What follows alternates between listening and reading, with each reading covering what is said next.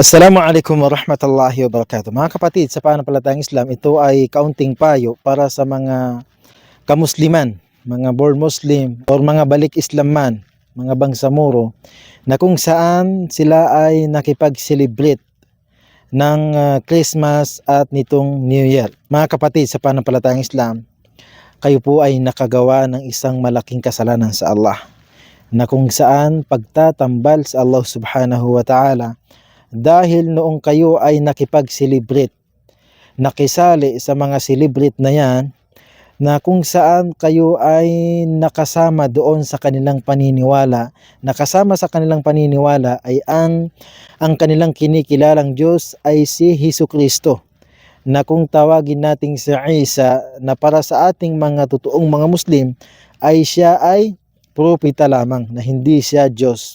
Pangalawa, sa kanilang paniniwala ay ang kanilang Diyos ay nanganak, na kung saan tayong mga Muslim, ang ating paniniwala ay ang Allah subhanahu wa ta'ala, ang ating Panginoon, ay hindi nanganak at hindi pinanganak. Tayo ay nakagawa ng isang malaking kasalanan na kung tawagin nating pagtatambal. So mga kapatid, sa pananampalatayang Islam, ang gagawin ninyo mga kapatid, kayo po ay magbalik loob sa Allah. Kayo ay magtauba ng totoong pagbabalik loob sa Allah subhanahu wa ta'ala. Bakit? Dahil kapag kayo ay datnan ng kamatayan mga kapatid, na hindi kayo nakahingi ng kapatawaran sa Allah at hindi kayo pinatawad ng Allah subhanahu wa ta'ala, mismo ang Allah subhanahu wa ta'ala ang nagsabing kayo ay makakapasok sa impyernong apoy ng Allah subhanahu wa ta'ala. Subhanallah. Kaya napakadelikado po. Okay po? Na kung saan mayroong aya na sinabi ng Allah, "Inna Allah la yaghfiru ay yushraka bihi wa yaghfiru ma duna dhalika liman yasha." Na kung saan ang aya na ito ay nangangahulugan na kapag ang pagtatambal kay Allah subhanahu wa ta'ala ang magawa ng isang tao, katotohanan na hindi ipapatawad sa kanya ng Allah.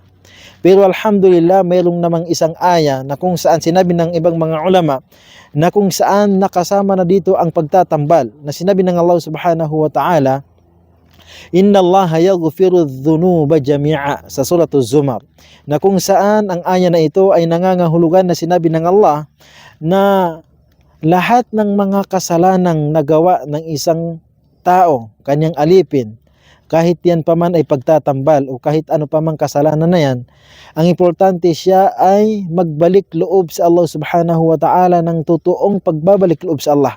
Walang halong kaplastikan. Katotohanan ng Allah subhanahu wa ta'ala ay papatawarin ito.